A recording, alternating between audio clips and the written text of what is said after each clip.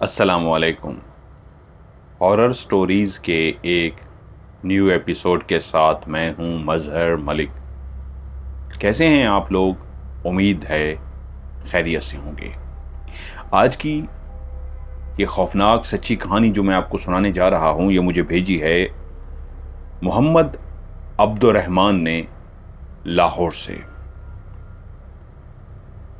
कहानी भेजने वाले जब मुझे कहानी भेजते हैं तो लफ्ज़ों को इस अंदाज में वो आगे पीछे करके भेजते हैं कि मुझे कहानी का मफ़हूम तो समझ आ जाता है, और एंड पे उन्होंने लिखा होता है कि जिस अंदाज में आप बेहतर जानते हैं कहानी को सुनाना है, तो ये एक सच्चा वाक़या है जो आपके हवाले किया। अब आप इसको अपने लफ्ज़ों में सुनाएं। कहानी में सस्पेंस बरकरार रहे और आपको सुनते हुए मज़ा आए, तो इसलिए मैं बहुत सारी कहानी ऐसी होती हैं जिनको मैं तरतीब अपने अंदाज में देता हूँ। ये कहानी, वो कहते हैं, मेरे वालिद साहब कारी मोहम्मद रमज़ान साहब, ये मैंने अपने वालिद साहब से सुनी थी। कहानी शुरू होती है एक ऐसे नौजवान की जो अपने बिस्तर पर इस अंदाज में बैठा है कि कुछ दफ्तर का काम है, उसको करना है, कि एकदम से उसके दिमाग के अंदर एक बिजली सी गूंजती है। इस अंदाज में उसका दिमाग हिल सा जाता है क्योंकि कमरे के अंदर बैठते ही बाहर आसमान से ऐसी जोरदार आवाज के साथ बिजली चमकी थी कि आसमान जो बादलों से भरा हुआ था इतनी जोर से गड़गड़ाया और एक जोरदार एक धमाका सा हुआ, और उसी वक्त उसके पूरे घर के सहन के अंदर उस बिजली की चमक ने इस अंदाज में उजाला कर दिया जैसे दिन की रोशनी फैल गई हो। तेजी से वो अपने बिस्तर से नीचे उठा और भागा। वालिदा ने पूछा, बेटा कहां जा रहे हो? तो उसने जल्दी से वालिदा से कुछ कहा और वालिदा आगे से खामोश हो गई। ये था उस्मान। भागता हुआ अपने मोटरसाइकिल तक पहुंचा क्योंकि बारिश किसी लम्हे भी स्टार्ट हो सकती थी। उसने अपने मोटरसाइकिल को स्टार्ट किया और कहा, मां बस मैं जल्दी लौट आऊंगा। और तेजी से वो घर से बाहर जैसे ही मोटरसाइकिल चलाते हुए रवाना हुआ तो जिस आसमान को बादलों ने घेर रखा था, जोर जोर से आवाजें, गरजदार आवाजें आसमान से बादलों की, और उसके साथ बिजली चमक रही थी। उसी लम्हे जल थल शुरू हो गया। एक ऐसा शोर जो बारिश के कतरों का शोर था, जो हर तरफ इतना ज्यादा फैल गया कि मूसलाधार बारिश होना शुरू हो गई। मोहम्मद उस्मान के घर से कब्रिस्तान का फासला शायद कोई 40 मिनट के करीब था,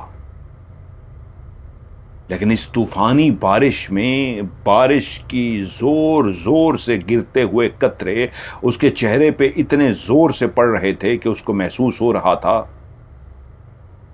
कि जैसे कोई उसके चेहरे पे थप्पड़ बरसा रहा हो। और इतनी तेजी से बारिश हो रही थी कि मोटरसाइकिल चलाना उसके लिए बहुत मुश्किल हो रहा था। फिर भी वो मोटरसाइकिल चलाता हुआ जैसे कैसे आगे बढ़ रहा था, क्योंकि इतनी ही देर में इतनी तेज बारिश जो बरसी थी उसने 5-10 मिनट में ही रोड के ऊपर पानी जमा करना शुरू कर दिया था।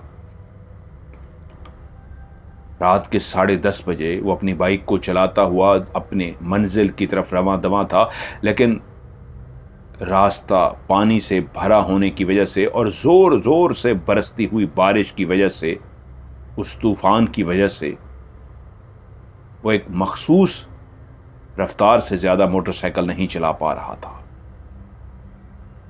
लेकिन उस 40 मिनट के रास्ते को तय करने से पहले वो ऐसे रोड पे पहुंचा जहां पे उसके घुटनों तक पानी जमा हो चुका था। उसका बाइक पानी के अंदर मुश्किल से चल रहा था। कहीं पे कोई गड्ढा, कहीं पे कोई गटर, खुला हुआ होता तो वो बाइक समेत उसके अंदर जा गिरता, लेकिन इस वक्त उसको कोई खौफ नहीं था, कोई परवाह नहीं थी, एक जुनून था बस पहुंचने का। वो जैसे कैसे चलता चलता चलता आखिरकार उस दूर आबादी से बने हुए कब्रिस्तान के करीब पहुंच गया। ये एक ऐसा कब्रिस्तान था जिसके चारों तरफ एक बड़ी सी दीवार की गई थी और एक बड़ा सा गेट बनाया गया था। ये लाहौर में अभी भी कई ऐसे कब्रिस्तान मौजूद हैं, हमारे माल्टॉन में ऐसे थे जिनके बड़े बड़े गेट हैं और जो रात को बंद कर दिए जाते हैं। उस्मान जब उस कब्रिस्तान के करीब पहुंचा तो बारिश अभी भी जोर शोर से बरस रही थी।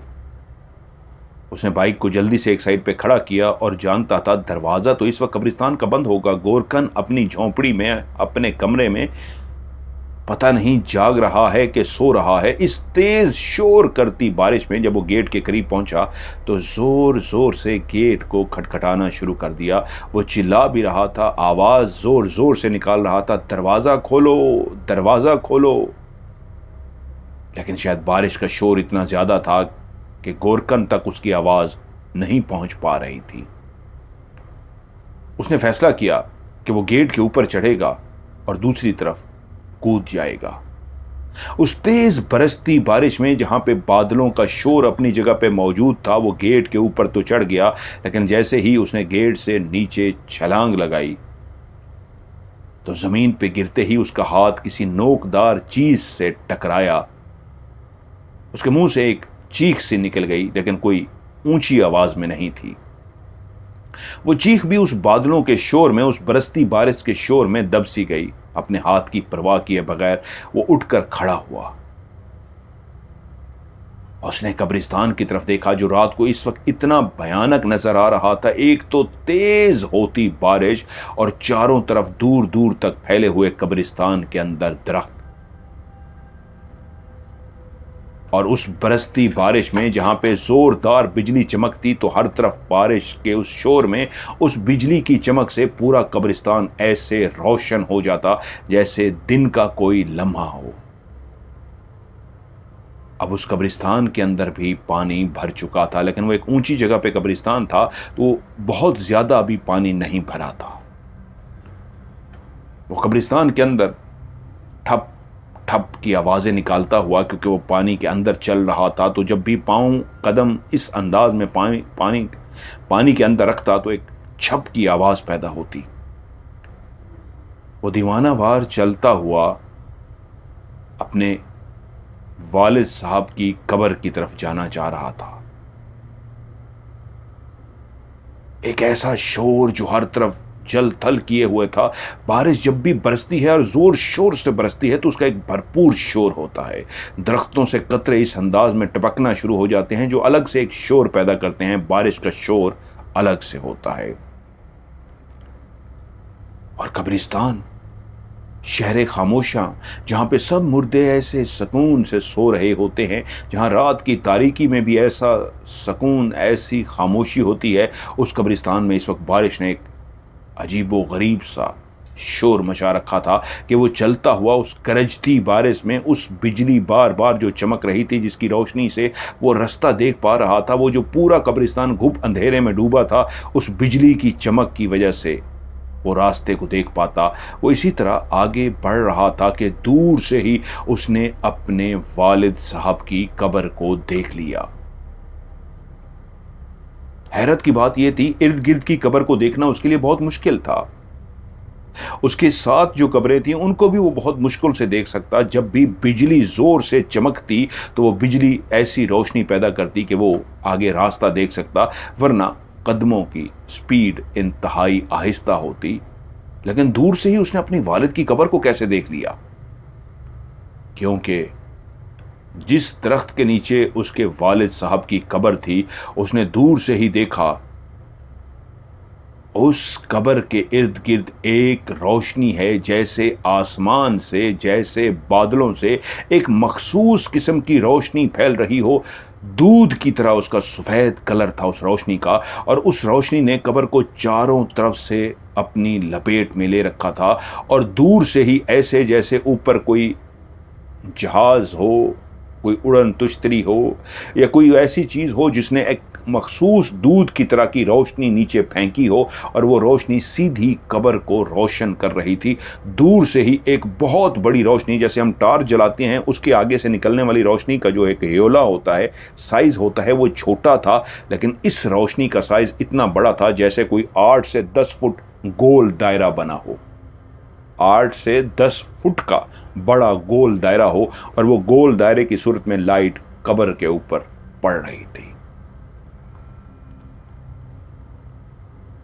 और जब उसने उस कब्र को दूर से इस अंदाज में देख लिया, तो अब उसके चलने की रफ्तार पहले से थोड़ी तेज हो गई, इसलिए कि पहले उसको बिजली के चमकने का इंतज़ार करना पड़ता, जो बार बार चमक रही थी। जैसे ही बिजली चमकती तो वो आगे की तरफ बढ़ सकता था, लेकिन अब दूर से ही उसने वालिद की कब्र के ऊपर इस अंदाज की रोशनी देख ली कि अब सिमत का तयन करना उसके लिए बहुत आसान हो गया था। तो वो अब उसी तरफ बढ़ना शुरू हो गया।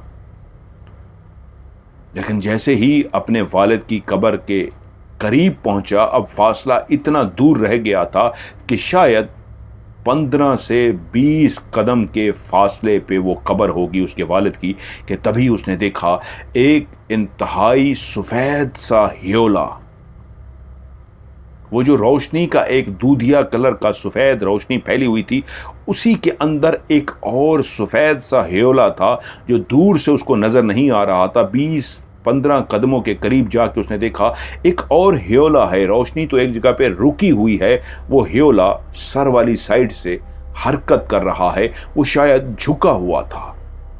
और उसी लम्हे उसने देखा उस ह्योले की कमर उसकी तरफ थी। वो झुका हुआ ह्योला अपनी जगह से जैसे ही खड़ा हुआ तो उसका कद तकरीबन कोई 8 से 10 फुट लंबा उसका कद था।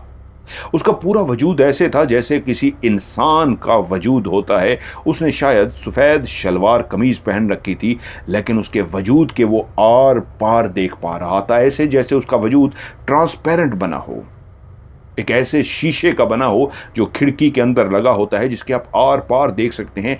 ऐसा ही एक इंसान का वजूद साथ जो 8 से 10 फुट ऊंचा, लेकिन उस वजूद के वो आर पार देख रहा था। जब आर पार भी मैंने देख लिया, वो खुद से सोच पड़ा, अपने ही आप से हम कलाम हुआ, तो इसकी शलवार कमीज, इसके हाथ, इसका चेहरा, इसके बाल, ये सब मुझे कैसे नजर आ रहा है।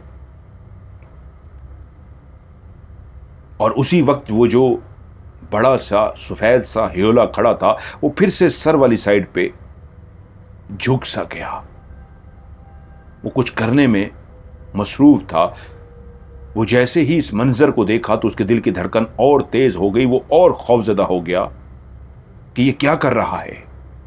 वो तेजी से बढ़ने लगा इस अंदाज में कि भाग सके, और जैसे ही वो भागने के लिए आगे बढ़ा, उसी वक्त उसका पांव किसी झाड़ी से इस अंदाज में उलझा कि वो अपना बैलेंस बरकरार ना रख सका, और उसी वक्त सर के बल पीछे जाकर गिरा और बेहोश हो गया। ये कहानी जो मैंने आपको अभी यहां तक सुनाई है, ये एक सीक्वेंस, जिस तरह हम एक मूवी देखते हैं, ड्रामा देखते हैं, एक सीन होता है तो सीन बदल सा जाता है। कौन था ये उस्मान, और मोहम्मद उस्मान रात के इस पहर पागलों की तरह भागता हुआ क्यों आया था इस कब्रिस्तान में। जिन्होंने कहानी भेजी है, जिन्होंने अपना नाम लिखा है मोहम्मद अब्दुर्रहमान लाहौर से, और उनके वालिद साहब का नाम है कारी मोहम्मद रमज़ान। ये कहानी उन्होंने अपने वालिद से सुनी थी। उनके वालिद को कैसे पता लगा इस कहानी का, ये आपको आगे अंदाजा होगा। इनायतुल्लाह एक इमाम मस्जिद, जिसने अपने दौर में कुरान मजीद को हिफ्ज़ किया, और जवानी की ही उम्र में इनायतुल्लाह एक मस्जिद में इमाम भर्ती हो गया, इमाम लग गया। जवानी से ही उसकी आदत, उसका उठना बैठना, मिलना, बातें करना एक ऐसा भरपूर इंसान की तरह था, जिसके अंदर मोहब्बत का जज्बा होता है, जिसके अंदर इंसानियत कूट कूट के भरी होती है, जो हकूकुल्लाह के साथ हकूकुल इबाद भी मुकम्मल करता है, जो अल्लाह की मखलूक से बेइंतहा प्यार करता है। जवानी में ही गुनाहों से बचा हुआ वो एक ऐसा शरीफ लड़का था कि मस्जिद में आने वाले लोग, जिसमें ज़ईफ़, बूढ़े, जवान सब शामिल होते, उस नौजवान इनायतुल्लाह की बहुत रिस्पेक्ट करते। आबादी उन दिनों में बहुत कम थी, अब तो बड़े शहरों में आबादी बहुत ज़्यादा हो गई है। वहीं अल्लाह अल्लाह करके मस्जिद के साथ जो एक हुजरा बना हुआ था, वहीं पे उसकी रिहाइश थी, वहीं पे खाना पीना उसको मिल जाता था। तनख्वाह कोई होती नहीं थी, घरों से खाना आ जाता, कुछ कोई पैसा भी भिजवा देता। ईद, शब-ए-रात और इस तरह के इवेंट होते तो नए कपड़े, नई जूती भी इमाम साहब को दे दी जाती। लेकिन एक वक्त गुजरा, उसकी शादी हो गई। शादी भी एक ऐसी खातून से हुई जो उसी की तरह अल्लाह वाली थी। अपनी उस बीवी के साथ मस्जिद के पीछे बना हुआ जो हुजरा सा था, एक कमरा सा था, उस पे दोनों अल्लाह की रजा समझ के रहना शुरू हो गए। लेकिन उसके बाद जब उनके यहां एक बेटी पैदा हुई और उसके 1.5 साल बाद एक बेटा पैदा हुआ, तब उनको अंदाजा हुआ कि अब बच्चे हो गए हैं, हमें घर लेना चाहिए। इतनी ताकत तो थी नहीं, तनख्वाह थी नहीं कि कहां से लेते। तो इलाके वालों ने फैसला किया कि हम किराए पे घर लेते हैं, उसका किराया हम देंगे, आप वहां पे रहिए। एक किराए का मकान ले लिया गया और वहीं जहां इनायतुल्लाह बच्चों को कुरान मजीद पढ़ाते थे और उनके वालिदैन उनको उजरत के तौर पे, हदिया के तौर पे कुछ पैसे दे देते थे, अब बीवी जिंदगी में, जहां तक वो माँ बाप नहीं बने थे, सिर्फ मियाँ बीवी थे, तो बीवी घर का काम काज करती। लेकिन जैसे ही बच्चे हो गए तो बीवी ने भी कुरान मजीद पढ़ाना शुरू कर दिया। यूं बीवी भी कुछ पैसे कमा लेती और इनायतुल्लाह भी पैसे कमा लेता। तो उन दोनों ने कहा, घर जो किराए पे है इसका किराया हम खुद ही देंगे। यूं वो दोनों खुद ही घर का किराया देते। जिंदगी बहुत अच्छी गुजर रही थी। बेटी और उसे छोटा बेटा मोहम्मद उस्मान उसकी बेइंतहा जबरदस्त तरीके से वो परवरिश कर रहे थे। बेटी और बेटे को जहां कुरान मजीद की तालीम दी, वहीं पे इनायतुल्लाह की ख्वाहिश थी कि वो सिर्फ इनको दीन की ही तालीम देगा, लेकिन बीवी के कहने पे उनको स्कूल में भी पढ़ाया गया। दोनों बच्चे स्कूल भी जाना शुरू हो गए। वक्त पर लगा कर गुजरता है और देखते ही देखते दोनों जवान हो गए। बीवी ने एक बात नोट की थी, जब वो शादी करके उस हुजरे में पहुंची थी जो मस्जिद के पीछे बना हुआ था, तो वो देखती थी कि जैसे ही रात को तहज्जुद का टाइम होता है तो शोहर एक मखसूस उस हुजरे का कोना था जिसके अंदर बैठ के मुसलसल इबादत करता था। पहली दफा जब उसकी आंख खुली और हुजरे के अंदर उसने देखा, वो नई नवेली दुल्हन थी, नई नई ब्याह के उस घर में आई थी, उस हुजरे में, तो उसने देखा कि शौहर जाग रहा है। वो उठकर बैठ गई और परेशान हो गई और बोली, आपको कुछ चाहिए? तो वो बोले, नहीं मुझे कुछ भी नहीं चाहिए, तुम आराम कर लो, जब नमाज का टाइम होगा मैं तुम्हें जगा दूंगा। तो वो नमाज तो पढ़ती थी लेकिन तहज्जुद बहुत कम पढ़ती थी। लेकिन जब उसको शौहर इस अंदाज में तहज्जुद के टाइम इबादत करते नजर आए तो वो भी उठ गई और उसने तहज्जुद की नमाज पढ़ी। और तब शौहर ने उसको कह दिया कि ये वक्त मेरी इबादत का वक्त होता है, आप कोशिश किया करें कि इस वक्त मुझसे गुफ्तगू ना किया करें, मैं वज़ाइफ कर रहा होता हूँ। पहली दफ़ा तो आपको इसलिए बता दिया कि मुझे वज़ाइफ रोकना पड़े, क्योंकि आपको पता नहीं था, मेरी आप जीवन साथी हैं, मेरी ज़िंदगी का हम सफ़र है, तो मैं इस वक्त इबादत कर रहा होता हूँ। बीवी समझदार थी तो समझ गई थी, जब तहज्जुद का टाइम होता था तो वो हाथ में तस्बीह पड़े मुसलसल बैठे इबादत करते रहते थे। जब उन्होंने किराए का घर ले लिया तो ये 2 कमरों पे मुश्तमिल एक घर था। सहन था, बरामदा था। उस घर के अंदर भी एक कोना उन्होंने अपने लिए मखसूस कर लिया था। उस कोने के अंदर किबला रुख देख के वो इस अंदाज में रात को बैठ जाते, वही जो उनकी आदत थी, वो बैठ के मुसलसल तस्बीह करते रहते। अब लोग जहां उनकी बेइंतहा इज्जत करते, उनसे मोहब्बत करते, उनके पास अमानतें रखवाते, उनसे मशवरा करते, दम करवाने के लिए आते, बच्चों को कुरान पढ़वाते, बहुत ज़बरदस्त लोग उनसे प्यार करते थे। वहीं पे अब बेटी भी जवान हो चुकी थी और बेटा उस्मान इस काबिल हो गया था कि उसने इतनी तालीम मुकम्मल कर ली थी कि उसको एक प्राइवेट कंपनी के अंदर नौकरी मिल गई। अब बेटी भी बच्चों को कुरान भी पढ़ाती, बेटी भी बाप का हाथ बटाती और बेटा बाहर से कमा कर लाता। अभी तक वो मस्जिद के इमाम थे। अल्लाह अल्लाह करके अल्लाह की तरफ से ऐसा फैसला हुआ कि दोनों के हक में हज का टिकट आ गया। कैसे हुआ कोई नहीं जानता था, बस ये था कि दोनों मियां बीवी का हज का टिकट आ गया और वो उन दिनों में हज करने के लिए सऊदी अरब रवाना हो गए। वहां सऊदी अरब में हज के दौरान उनकी एक ऐसी फैमिली से मुलाकात हुई जो बिल्कुल उन्हीं की तरह नमाजी परहेजी फैमिली थी। और यूं बातों बातों में जब जिक्र हुआ तो उन्होंने कहा, हमारा बेटा है जो मुफ्ती बन रहा है, हमें उसके लिए ऐसी ही एक बच्ची का रिश्ता दरकार था जैसे आपकी बच्ची है। यूं मामलात शादी के तय हो गए। बीवी ने उनसे कहा, लेकिन मुझे 2 साल का आप लोग टाइम देंगे ताकि मैं बेटी के लिए जहेज तैयार कर सकूं। वो बोले, नहीं, हम भी आप ही की तरह की सोच रखते हैं। जो शरी तरीका है, सुन्नत का तरीका है, उसी तरह सादगी से आएंगे, 2 कपड़ों के अंदर बच्ची को ब्याह कर ले जाएंगे, आपको कुछ भी एहतमाम करने की ज़रूरत नहीं है। माँ थी, बोली, शुक्रिया आपका, लेकिन फिर भी एक माँ की ख्वाहिश होती है कि बेटी को खाली हाथ रवाना ना करे। एक जो तलाई जेवर होते हैं, कम से कम मुझे उनको बनाने की इजाज़त दे दें। वो लोग लालची नहीं थे, लेकिन माँ की ख्वाहिश को देखते हुए उन्होंने हाँ कर दिया। अब हाँ तो हो गई। इनायतुल्लाह से हाजी इनायतुल्लाह वो कहलाए, हज करके वापस आ चुके थे। सब अब उनको हाजी साहब कह के पुकारते थे। लेकिन अब मसला ये आन पड़ा था, पैसे कहां से आएंगे, ये बात समझ नहीं आ रही थी। वहीं पे उस्मान ने बाप से कहा, मैं अपने ऑफिस से एडवांस ले लेता हूं। वालिद ने सख्ती से मना कर दिया कि कोई भी एडवांस नहीं लेना।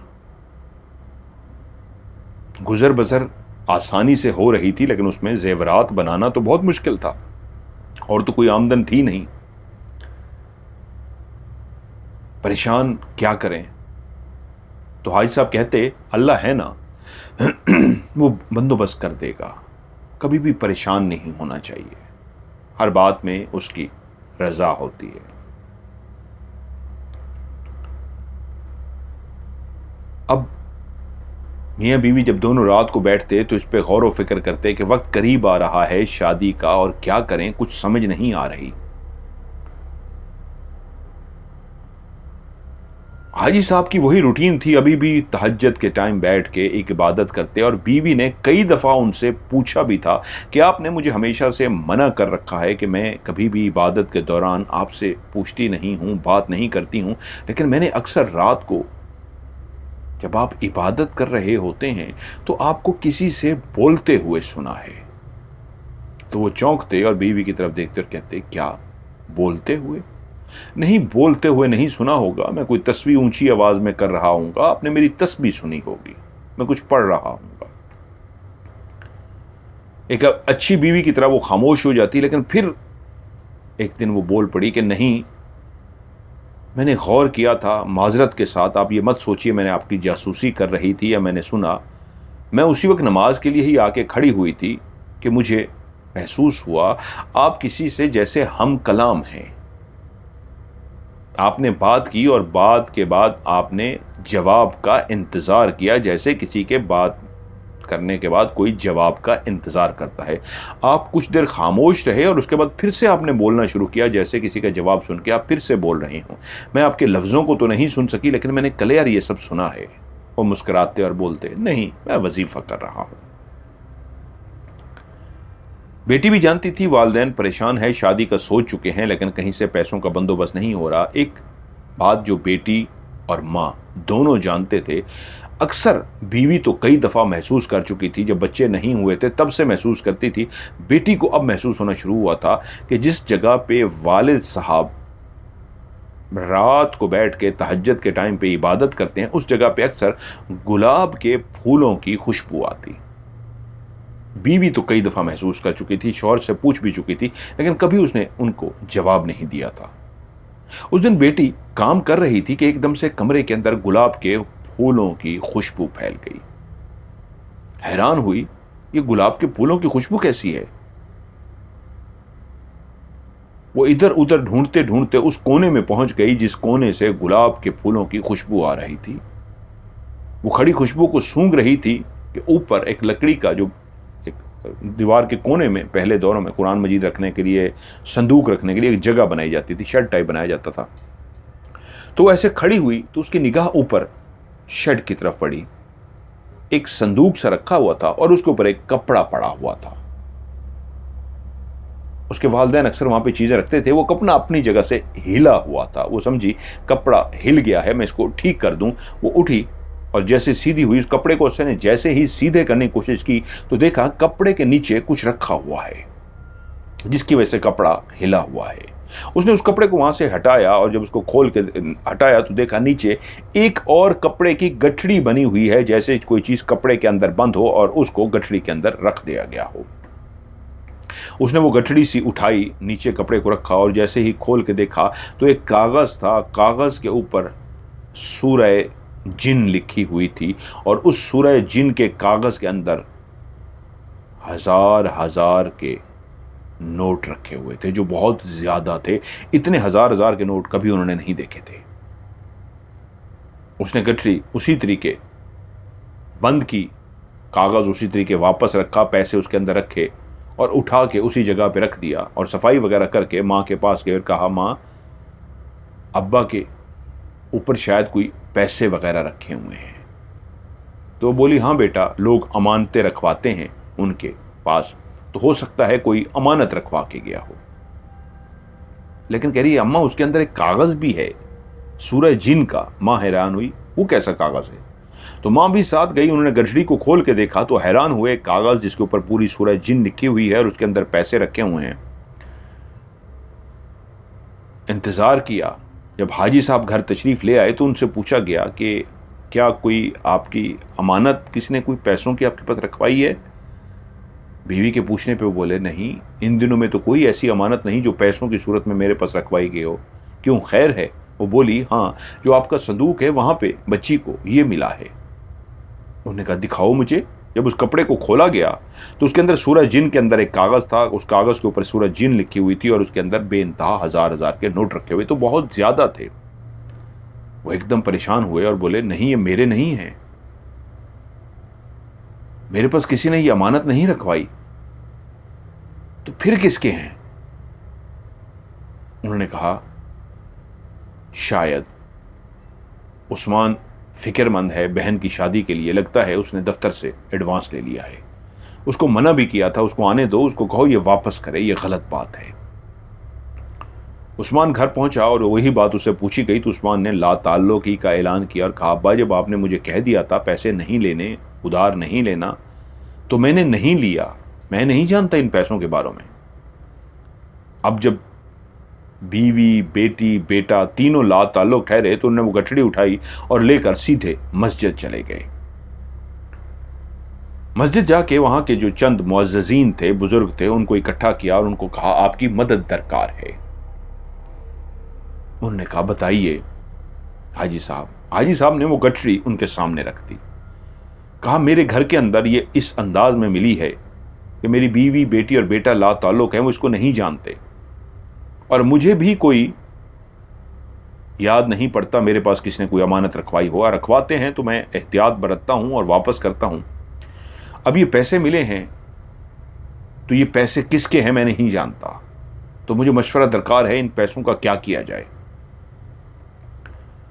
उन्होंने कहा, हाजी साहब, आपकी बेटी की शादी होने वाली है। इसको अल्लाह की तरफ से मदद समझिए और अल्लाह की रजा समझ के कबूल कीजिए। ये गैबी मदद है। हाजी साहब बोले, जो मैंने रकम कमाई ही नहीं, मैं उसको कैसे खर्च करूं? नहीं, मैं इसको खर्च नहीं कर सकता। आप लोग मेरे साथ चलिए, हम इसको थाने चल के जमा करवा देते हैं। पता नहीं किसकी अमानत है, किसके हैं, कैसे गलती से आ गए हैं। उनका रोज का मामूल होता है थाने वालों का, वो इसको बेहतर हल कर लेंगे। वो पैसे लेके थाने पहुंच गए। थानेदार भी एक नेक इंसान था, शरीफ इंसान था। हाजी साहब को बहुत अच्छी तरीके जानता था, बड़े अच्छी तरीके से उनका वेलकम किया, आने की वजह दरियाफ्त की। तो हाजी साहब ने गठड़ी उनके सामने रख दी, सारी बात भी बता दी। उन्होंने उस गठड़ी को खोला, पैसों को गिना तो वो बहुत ज्यादा थे और एक कागज भी था। वो इंस्पेक्टर बोला, हाजी साहब, मैं आपको बहुत अरसे से जानता हूं। आपने एक बात पे गौर नहीं किया कि इस गठड़ी के अंदर एक कागज भी है, सूरह जिन जिसके ऊपर लिखी हुई है, मुकम्मल सूरह। कोई शख्स सूरह जिन लिख के क्यों रखेगा? आप तो खुद अल्लाह वाले हैं, बातों को जानते हैं। अगर किसी की अमानत होती, किसी के पैसे होते, तो इस तरह सूरह जिन के अंदर लपेट के ना रखता। ये सही कह रहे हैं जो आपके साथ आए हैं, ये गैबी मदद है। इस सूरत के अंदर लपेट के रखने का मदद भी यही है, किसी ने गैबी मदद भेजी है और आप इन मामलात को बेहतर जानते हैं। जहां तक आपके ईमान का तकाजा था तो आपने पूरा कर लिया, आपने मुअज़्ज़ज़ीन को भी शामिल किया और थाने तक भी आ गए। लेकिन मैं आपको मशवरा दूंगा, आप अपने रूहानी इल्म से जान लेंगे।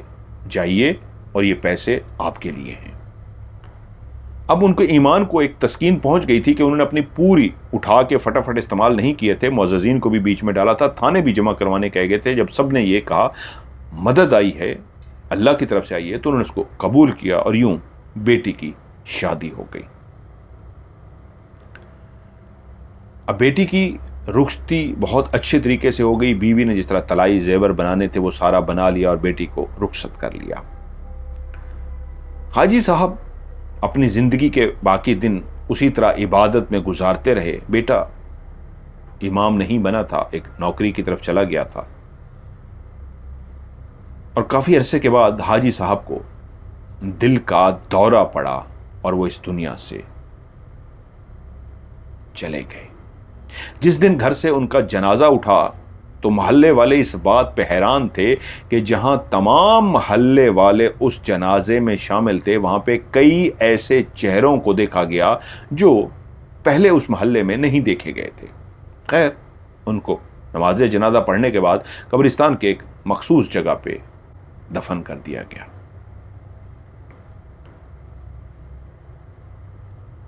मोहम्मद उस्मान जो उनका बेटा था, अब घर के अंदर मां और बेटा रह गए थे।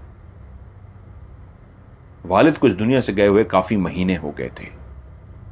एक सुबह वो सोया हुआ था कि मां ने उसको जगाया। आज छुट्टी का दिन था, इतवार था। मां ने जगाया और कहा, बेटा उठ जा, तेरा दोस्त आया है, जफर। उसने टाइम देखा और कहा, मां इतनी सुबह सुबह, अल्लाह खैर करे, इतनी सुबह सुबह जफर कभी नहीं आता। अगर इतनी सुबह सुबह आया है तो कोई वजह होगी। ओके, मैं उसको देखता हूं मां, आप हम दोनों के लिए नाश्ता बनाइए। वो गया, जफर को सलाम दुआ किया और कहा, इतनी सुबह सुबह सब खैर है ना? उसने कहा, हाँ यार, तुझसे बात करनी है। कहता, रुक, मैं मुंह हाथ धो के आता हूं, नाश्ता करते हैं, बात करते हैं। जब वो मुंह हाथ धो के बैठा तो उसी लम्हे जफर उसके पास जो बैठा हुआ था बोला, उस्मान, कल रात तीसरी रात थी और मैं 3 रातों से मुसलसल एक ख्वाब देख रहा हूं। और उसी वक्त उनकी मां नाश्ता बना के कमरे में लेकर आई और जफर बोल रहा था, जब तीसरी रात भी मुझे वही ख्वाब आया तो फिर मुझे समझ नहीं आई, मैं भागता हुआ तुम्हारे घर आया हूं कि तुमसे बात कर सकूं। उस्मान की मां भी ट्रे रख के खड़ी हो गई कि क्या ख्वाब आया है बेटा जफर, क्या ख्वाब आया है? उसने कहा, आंटी, मैंने अंकल को देखा है, हाजी साहब को। क्या देखा है? उन्होंने कहा, वो सफेद लिबास पहने हुए हैं, उनका लिबास बहुत ज्यादा चमक रहा है, नूरानी जैसे लिबास होता है, वो बहुत ज्यादा खुश हैं। लेकिन उन्होंने मुझे कहा है, जफर बेटा, मेरे बेटे उस्मान से कहो मेरे महल की मुरम्मत कराए, मेरा लिबास कहीं गीला ना हो जाए। पहले दिन मैंने ये ख्वाब देखा, अंकल को देखा, उन्होंने ये लाइन बोली कि मेरे महल को ठीक कराए, मेरा लिबास कहीं गीला ना हो जाए। फिर दूसरी रात भी यही, कल जो रात गुजरी है तीसरी, उसमें भी मैंने यही सुना है। तो मैं उठते ही बेचैन होकर भाग के आ गया हूं ये ख्वाब सुनाने के लिए। अब दोनों ने नाश्ता वगैरह किया, मां भी और बेटा भी दोनों परेशान हो गए, ये कैसा ख्वाब है। वो तो नाश्ता करके चला गया। मां से बोला, मां आपको कुछ समझ आई है इस ख्वाब की? मां ने बोली, नहीं बेटा, मुझे भी समझ नहीं आई। तो एक काम कर, मस्जिद के जो कारी साहब हैं उनसे बात कर। उसने कहा, ठीक है अम्मा, मैं आज मगरिब के टाइम पे जाऊंगा, मैं उनसे बात करूंगा।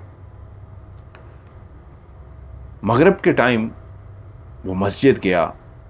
कारी साहब जब नमाज पढ़ के जाने लगे तो उनसे रोक लिया, कहा आपके 2 मिनट चाहिए। वो बैठ गए। हाँ बेटा बोलो। वो जानते थे ये हाजी किफ़ायत का बेटा है। उसने पूरा ख्वाब बताया, और जैसे ही उनको ख्वाब बताया तो वो मुस्कुराए और बोले, बेटा तुम्हारे वालिद आखिरी दिनों में सबसे ज़्यादा मुझसे करीब थे। जिस ख्वाब को तुमने बताया है उसकी ताबीर ये है कि वो इस वक्त जन्नत में हैं, वो खुश हैं, वो अल्लाह के उन नेक लोगों में से हैं जिनको अल्लाह पसंद करता है। और नूरानी लिबास पहन के आने का मतलब यही है कि वो एक ऐसे मकाम पे पहुंच गए हैं जो जन्नतियों का मकाम होता है। लेकिन एक बात बताओ उस्मान बेटा, बाप की कब्र पे कितने अरसे बाद जाते हो? उसने कहा, मैं कारी साहब कभी 2 महीने बाद, कभी 3 महीने बाद। तो कारी मोहम्मद रमज़ान बोले, नहीं बेटा, वालिद की कब्र पे जल्दी जाया करो। ये उनकी कब्र के हवाले से तुम्हें पैगाम दिया गया है। जो तुम परेशान हो कि तुम्हारा तो कोई महल नहीं है और उनका लिबास मैला ना हो, तो वो एक जन्नत का महल है, कब्र जो उनकी है उसको वो महल कह रहे हैं। ये तो एक आलम है, बरज़ख है। ये तो एक दुनिया के अंदर बनी हुई एक सिर्फ मिट्टी की कब्र होती है। एक और जहां है जहां पे ऐसे अल्लाह के नेक वली मौजूद होते हैं जिनको महल दिए जाते हैं। तो दुनिया में सोर्स यही कब्र ही होती है जिसको उन्होंने महल कहा है। और कफन उनका लिबास है कि कहीं मैला ना हो। बेटा कब्र पे जल्दी जाया करो और कब्र की जाके ज़रा देखभाल करो। उसने कारी साहब का शुक्रिया अदा किया और कहा, मुझसे मिलना फिर आके, और घर आ गया। उसने कहा, मैं जी कोशिश करूंगा सुबह उठते ही मैं वालिद साहब की कब्र पे पहुंच जाऊंगा।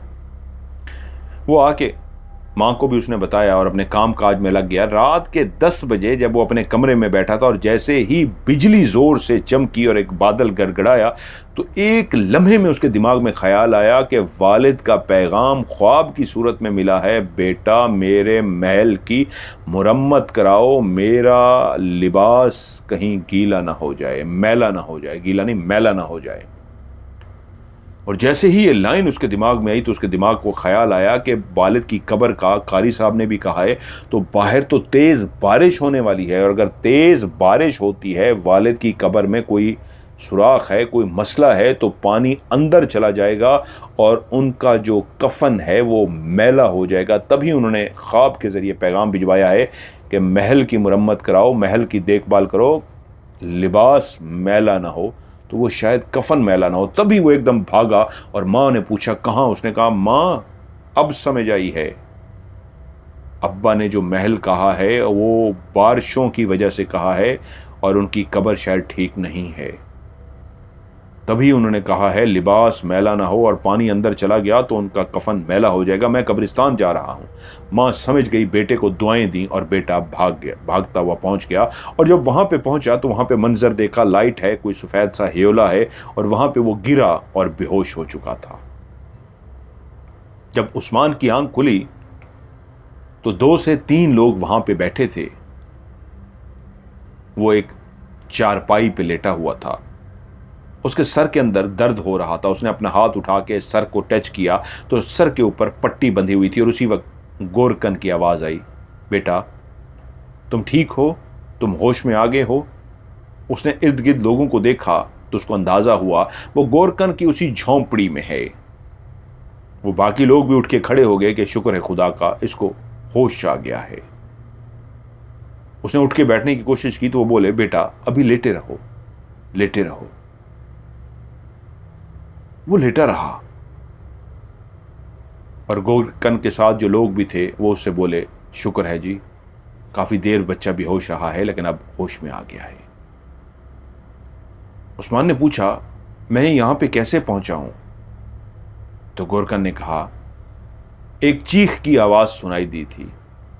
शायद जिस लम्हे तुम गिरे थे उस वक्त तुमने एक जोरदार चीख मारी थी। ये बात सच है कि मैं अपने बिस्तर पर गहरी नींद सोया था। मेरे कानों में एक चीख सुनाई दी लेकिन मैं उसको अपना वहम समझा कि उसी लम्हे मेरी चारपाई हिली इस अंदाज में कि मैं समझा शायद जलजला आया है। चारपाई हिलने की वजह से मैं जलजला समझ के उठ के बैठ गया और फिर मुझे लगा कि नहीं, चीख की आवाज एक क्लियर आवाज थी। मैं अपनी झोंपड़ी से जैसे ही बाहर निकलने लगा तो मेरे साथ के जो 2-3 ये लोग आप देख रहे हो, इन्होंने भी चीखने की आवाज सुन ली थी। ये भी बाहर निकल आए कि कोई एक चीख की आवाज आई है। तो हम सब निकल पड़े ढूंढने के लिए और जब आगे गए तो देखा एक जगह पे तुम जमीन पे नीचे पड़े हो, बारिश हो रही है और तुम बेहोश पड़े हुए थे। तुम्हें हम उठाकर अंदर ले आए हैं। अब तुमसे पूछना है, तुम रात को बेटा यहां पे क्या कर रहे थे? उसने कहा, मैं अपने वाले साहब की कब्र पे आया था। इस तेज बरसती बारिश में अपने वालिद की कब्र पे, सब खैरियत? उसने बताया, हां, मेरे दोस्त ने ख्वाब देखा था, वालिद का पैगाम आया था, तो मैं इसलिए भागते हुए आया। उसने पूरी बात नहीं बताई, इतना बताया कि वालिद का पैगाम आया था, मैं इसलिए भागते हुए आ गया। गोरकन बोले, बेटा कहां पे है तुम्हारे वालिद की कब्र? तो उसने कहा, वो जो दरख्त है उस साइड पे, उस दरख्त के नीचे।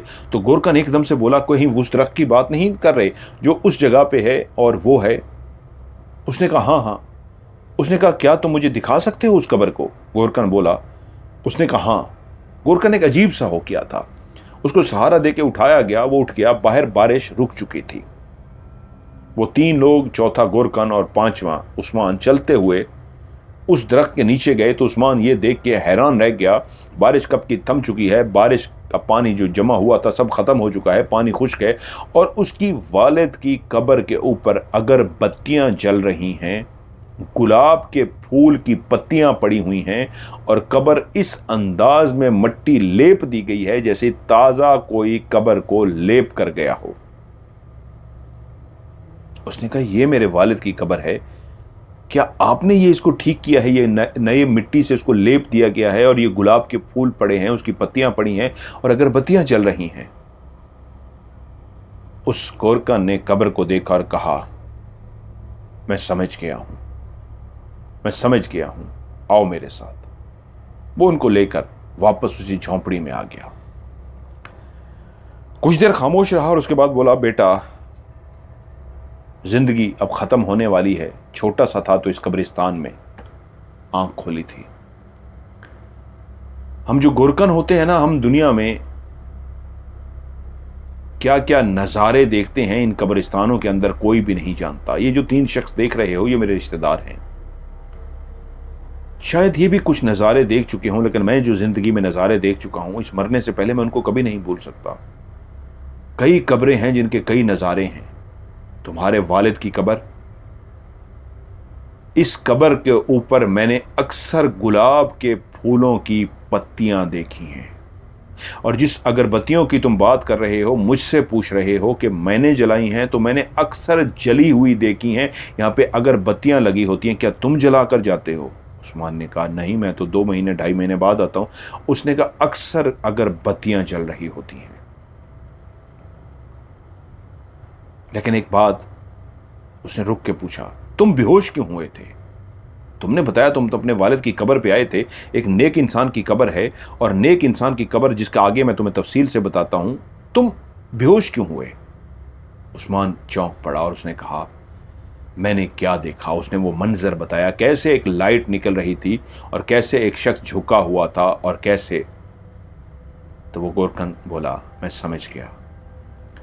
ये मैंने तुमसे इसलिए पूछा कि हाँ, एक नेक इंसान की कब्र, तो तुम बेहोश क्यों हुए? क्योंकि कुछ दिनों से तुम्हारे वालिद की वो जो सर वाली जगह जहाँ पे तुम बता रहे हो, जहाँ पे कोई सफ़ेद सा ह्योला झुका हुआ था, उस जगह पे एक बड़ा सा शगाफ पड़ गया था। और मैंने यही सोचा था कि जैसे ही फुर्सत होती है, 1-2 दिन के अंदर इस शगाफ को भर दूंगा।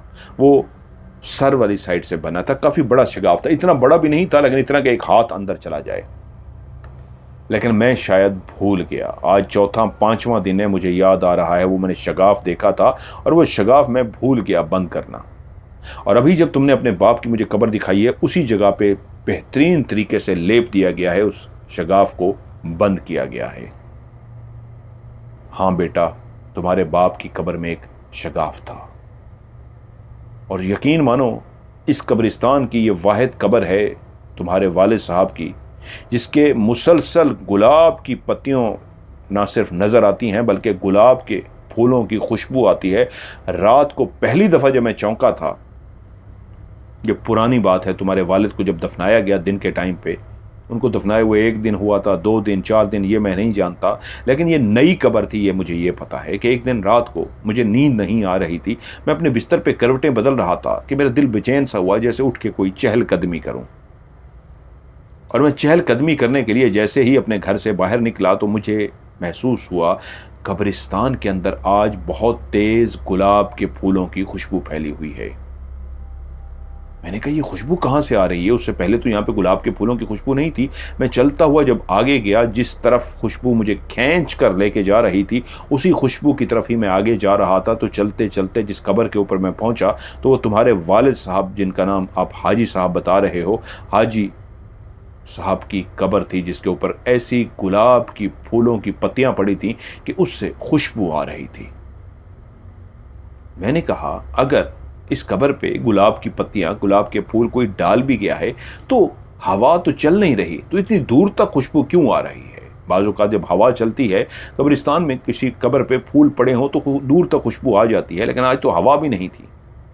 मैंने उसको नॉर्मल लिया, वापस चला गया, लेकिन अगली रात फिर से खुशबू आई, और जब मैं अगली रात पे गया तो फिर उस पर तरोताज़ा फूल पड़े थे। मैंने कहा किसी का प्यारा है जो चला गया है, इसलिए वो रोज़ फूल डाल जाता है। तो हफ्ता ऐसे फूल डलते रहे, मैं खुशबू को सूंघता रहा।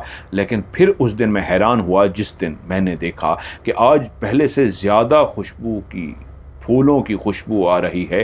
तो मैं समझ गया वही कब्र होगी। और जब मैं चलता हुआ पास गया, तो उस कब्र पे एक भी गुलाब का फूल नहीं था, और गुलाब के फूलों की पहले से ज़्यादा खुशबू आ रही थी। मैं उस दिन समझ गया कि ये कोई अल्लाह का नेक बंदा है, जिस पे आज फूल नहीं पड़े हुए, लेकिन फूलों की खुशबू रोज़ाना से ज़्यादा आ रही है। मैंने फातिहा की और मैं वापस आ गया। तुम्हारे बेटा बाप की कब्र से ना सिर्फ गुलाब के फूलों की अक्सर खुशबू आती, बल्कि वहाँ पे अगरबत्तियाँ भी जल रही होती थी। और आज तुम बता रहे हो, तुम या तुम्हारी माँ हैं, घर में 2 बंदे हैं, और कोई नहीं है जहाँ आके अगरबत्तियाँ लगा सके, लेकिन यहाँ पे अक्सर लगी होती हैं। और कल रात की जिंदा मिसाल है, जिस तरह तुमने किसी को देखा जिसका कद इतना था, वो इंसान तो नहीं हो सकता, और वो तुम्हारे वालिद की कब्र को ठीक कर गया है। जहाँ तुम्हारे वालिद की एक नेक कब्र है, वहाँ उस कब्रिस्तान के अंदर इन गुनाहगार आंखों ने ऐसे ऐसे नज़ारे भी देखे हैं कि रात के टाइम मेरे दिल घबरा रहा, और दिल की धड़कन तेज़ सी हो गई, अजीब सी जब बेचैनी महसूस होती थी, तो कुछ ना कुछ हो रहा होता था कि मुझे एक अजीब सा एहसास हुआ, जैसे कोई खौफ की लहर सी दौड़ती है। और मैं अपनी जगह से उठा और मैं बाहर आ गया।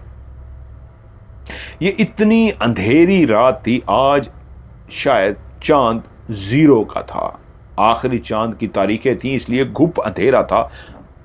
पूरा कब्रिस्तान अंधेरे की चादर में लिपटा हुआ था। मैं काफी दूर तक देखना चाहता तो मुझे अपने करीब की कब्र भी नजर ना आती, इतना घुप अंधेरा था। लेकिन मेरी निगाह ने दूर एक मंजर को देखा कि एक साइड के अंदर आग लगी हुई है।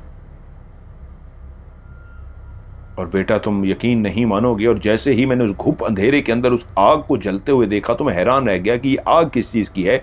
मैं आराम से चलता हुआ जब उस आग की तरफ जाने की कोशिश कर रहा था कि मैंने देखा मैं नहीं जानता वो कोई इंसान था, वो कोई जिन था, वो कोई शैतान था, वो कोई हैवान था, मैं नहीं जानता।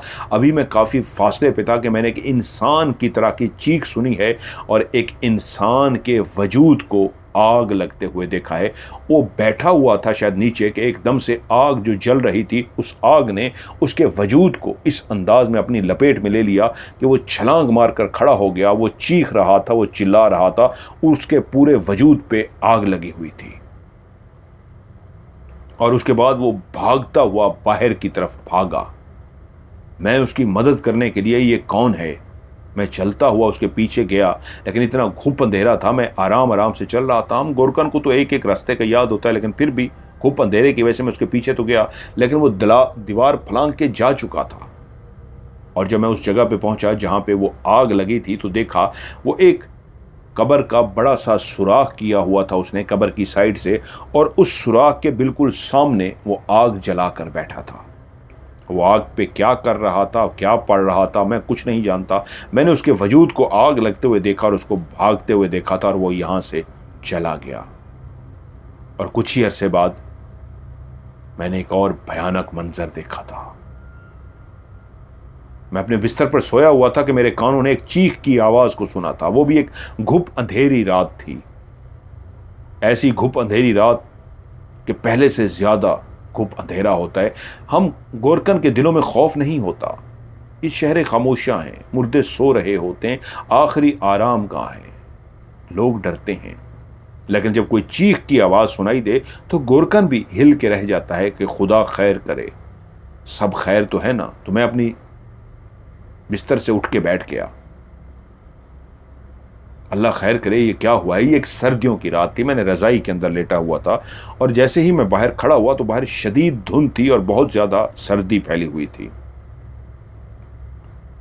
और मैं जैसे ही अपनी झोंपड़ी से बाहर निकला तो दोबारा से मेरे कानों में एक चीख सुनाई दी,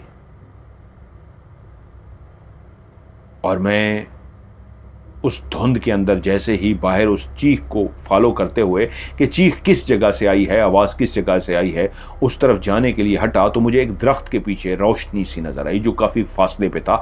उस धुंध के अंदर, उस घुप अंधेरे के अंदर भी मध्यम सी रोशनी मुझे नजर आई, जैसे उस तरफ कुछ है। हल्की सी रोशनी थी, इस वजह से शायद धुंध थी। मैं उस रोशनी की तरफ जाना शुरू हुआ, और जैसे जैसे मैं उस रोशनी के करीब जा रहा था तो मुझे अंदाज़ा हो रहा था आग के जलने की आवाज़ है। जैसे लकड़ियां जलती हैं आग के अंदर, चिड़क तिड़क तिड़क की आवाज़ आती है, ऐसे आग लगने की आवाज़ थी। वो दूर से जो एक हल्की सी रोशनी नज़र आ रही थी, वो धुंध की वजह से हल्की रोशनी नज़र आ रही थी, असल में वो एक बहुत बड़ी आग थी, शोले थे जो निकल रहे थे। मैं जूं जूं करीब जा रहा था वो आग के शोले थे।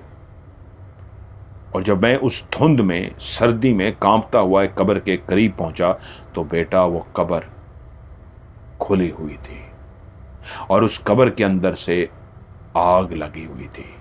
ऐसे आग के शोले निकल रहे थे कि जब मैं करीब पहुंचा तो जो भी उस कब्र में था, शायद वो अपनी आखिरी चीखें मार रहा था।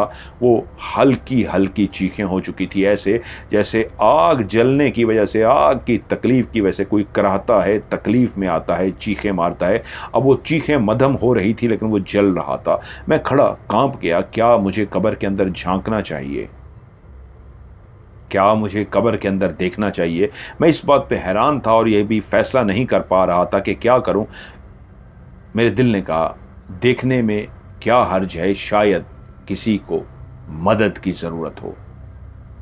ये सोच के मैंने एक कदम ही उठाया था कि मेरे कमर पे एक ऐसा आग की तरह का हाथ था, जैसे कोई तपता हुआ आग होता है, ऐसे आग लगा और मैं झटका मार के हिल सा गया और मेरे कानों में एक आवाज़ आई। मैंने पीछे मुड़ के देखा, कोई भी नहीं था, और मेरे कानों में एक आवाज़ आई, वापस चला जा। मैंने जैसे ही उस आवाज़ को सुना, मेरे एक वजूद के अंदर कपकपाहट, सर्दी की तो एक अपनी कपकपाहट थी, एक खौफ की ऐसी कपकपाहट शुरू हो गई कि मुझे पसीने आने शुरू हो गए। वो आवाज़ इतनी खौफनाक थी, वो आवाज़ इतनी भयानक थी कि मैं तेज़ी से वापस मुड़ गया और चलता हुआ मैं अपनी झोंपड़ी में आ गया। यकीन मानो मैं रात सारी सो नहीं सका। जब सुबह हुई, सूरज की रोशनी फैली, बाहर उजाला हुआ तो मैं तेज़ी से उठा। आते ही उस कब्र के करीब गया तो वो कब्र बिल्कुल बंद थी। इस कब्र को रात को मैंने करीब से खड़े होकर देखा था, झांक के तो नहीं देखा था, जो पूरी खुली हुई थी और आग की लपेट में थी। अब वो मुकम्मल ऐसे बंद थी जैसे किसी ने उसको खोला ही ना हो। मैं मुझे उसी वक्त समझ गया कि ये भी कुदरत के राजों में से कोई राज था जिसकी वजह से मुझे यहाँ से भेज दिया गया। बेटा, इस कब्रिस्तान में तो कई राज होते हैं। मैं सुनाने पे आऊँ तो कितनी कहानियां हैं तो मैं सुनाऊं जो मैंने अपनी आंखों से देखी है। बस इतना कहूँगा, तुम्हारे वालिद हाजी साहब अल्लाह के नेक बंदे हैं। बेटा, चक्कर लगा लिया करो। वो कुछ देर उनसे बातें करता रहा और उसके बाद सीधा मस्जिद गया। कारी साहब से मुलाकात हुई, जिनका नाम उन्होंने लिखा है, उनके वालिद साहब जिनसे उन्होंने कहानी सुनी थी, कारी मोहम्मद रमज़ान। कारी मोहम्मद रमज़ान उसको देखकर मुस्कुराए और बोले, हाँ हो आए। उसने सारी बात कारी मोहम्मद रमज़ान साहब को बता दी। वो खामोशी से सारी बात सुनते रहे और बोले, हाँ बेटा, तुम्हारे वालिद वाकई अल्लाह के वली थे, अल्लाह के नेक बुजुर्ग थे। तुम्हारी वालदा अक्सर उनसे पूछती थी कि रात को तहज्जुद के टाइम पे वो किससे बातें करते हैं। वो जिन्नात से बातें करते थे। कई जिन्नात उनसे कुरान पढ़ने के लिए आते थे। एक ये राज होता है, राज रखना होता है तो उसको राज रखते थे। और जिस दिन तुम्हारे घर में वो पैसे मिले थे सूरह जिन के अंदर लिपटे हुए, तो तुम्हारे वालिद सूरह जिन की बहुत ज़्यादा तिलावत करते थे। और उनके कई ऐसे जिन्नात में से थे जो उनके पैरोकार, उनको एक अल्लाह का नेक वली समझ के उनसे बहुत कुछ हिदायत लेने के लिए आते थे।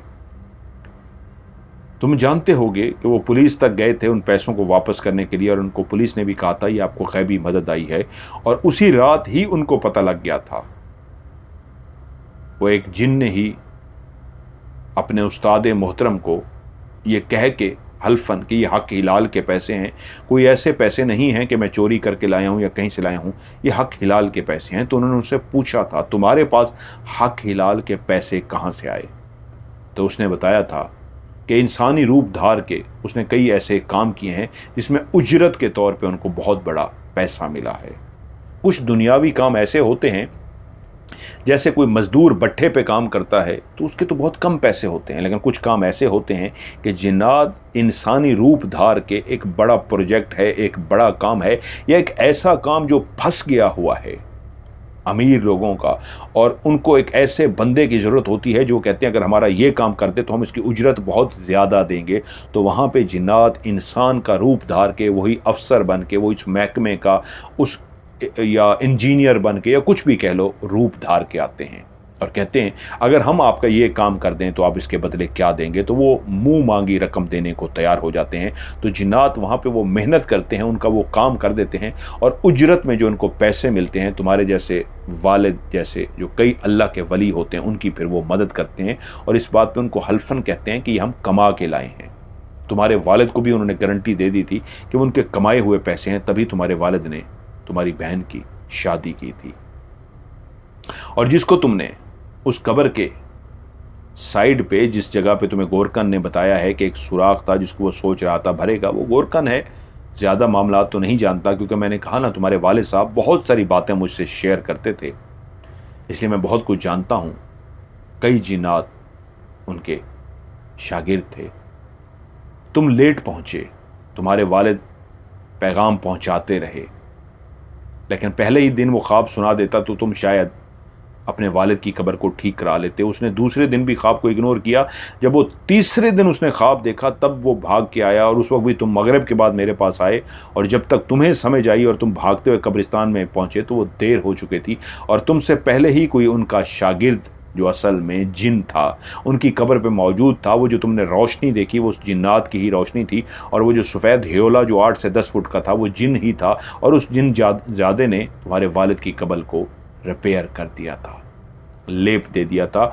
और जो गोरकन ने बताया है कि वो मोमबत्तियाँ कोई अगरबत्तियाँ कोई जलाता है और गुलाब के फूल डाल के आता है, तो बेटा वो एक नहीं है, वो कई हैं, मुख्तलिफ हैं जो आते हैं तुम्हारे वालिद की कब्र के ऊपर, गुलाब के फूल भी डाल जाते हैं और अगरबत्तियाँ भी लगा जाते हैं।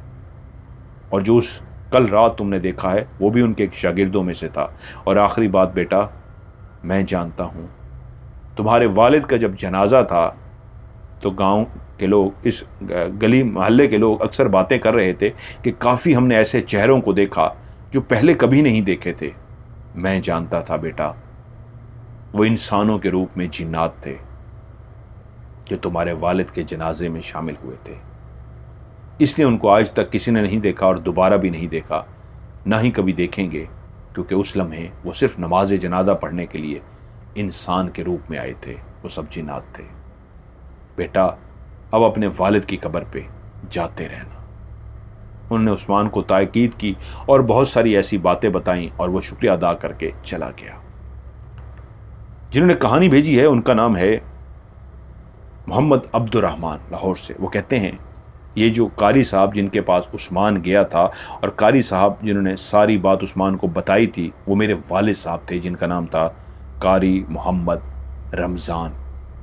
और मैंने ये कहानी अपने वालिद से सुनी थी फरमाइश करके कि कई राज होते हैं, कई बातें होती हैं, अब्बा हुजूर बताइए। वो कभी कभी मूड में होते बता देते। एक दिन बहुत मूड में थे तो मैंने उनसे फरमाइश की तो उन्होंने ये सारी कहानी मुझे सुना दी थी जो आज मैंने आपके साथ शेयर की है। मैंने आगे पीछे करके सुनाई है। उम्मीद है आप इसको अपने लफ्ज़ों में जब ढाल के सुनाएंगे तो एक ऐसा ज़रूर समा बन जाएगा, मेरी तरह और भी सुनने वाले बारिश को इस अंदाज में एंजॉय करेंगे कि हमें उस वक्त ऐसे लगना शुरू हो जाएगा जैसे वाकई बारिश बरस रही है। आप जब कहानी सुनाते हैं, जब लफ्ज़ों को बयान करते हैं तो यकीन मानिए ऐसे लगना शुरू हो जाता है कि वो काम वहाँ पे हो रहा है। तो इस कहानी को सुनते हुए मेरी तरह और भी कई लोग होंगे जो बिल्कुल उसी कब्रिस्तान में बारिश को और उस लंबे साए को इस अंदाज में महसूस करेंगे जैसे वो सब उनकी आंखों के सामने हो रहा हो।